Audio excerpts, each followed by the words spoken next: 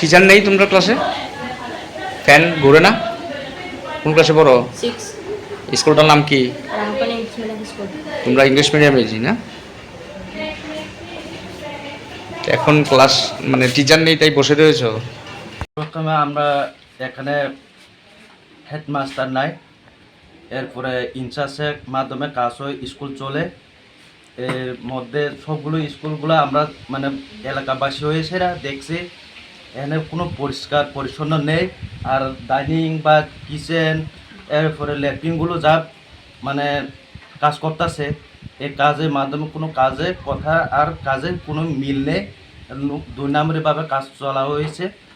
এর কারণে আমরা চাই এলাকাবাসী আরও উন্নতি হোক।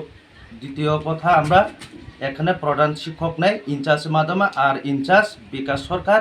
আর প্রত্যেকটা দিনে 12টার আগে কোনো দিন মানে স্কুলে আয় না। এরপরে আমরা প্রত্যেকবার মানে মাসে এলাকাবাসী হইয়া আমরা মাসে 6-7 বার চেক করি।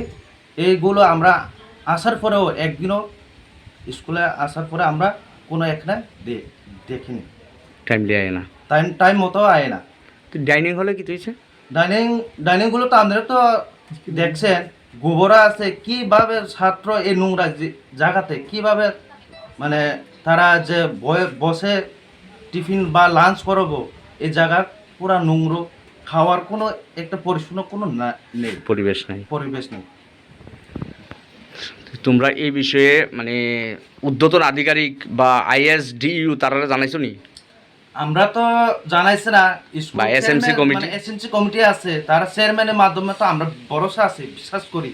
যাই হোক, স্কুল চেয়ারম্যান বা এখানে যা চেয়ারম্যান বা চেয়ারম্যান লোক যারা এসএমসি কমিটি আছে, তারা চেয়ারম্যান কাছে আমরা অনুরোধ করছি, বা হেডমাস্টার নেই বা এখানে ইনচার্জ যে এগুলো মানে ইনচার্জ যে দেরি করে আছে, এগুলো আমরা ইনফরমেশন করছি।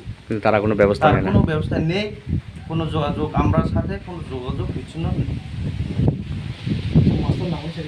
আমরা এগুলো ইংলিশ মিডিয়ামতে ম্যাক্সিমাম তো 200 স্টুডেন্ট মর্নিং আর নুন 200 স্টুডেন্ট আছে, এগুলো স্টাফও কম।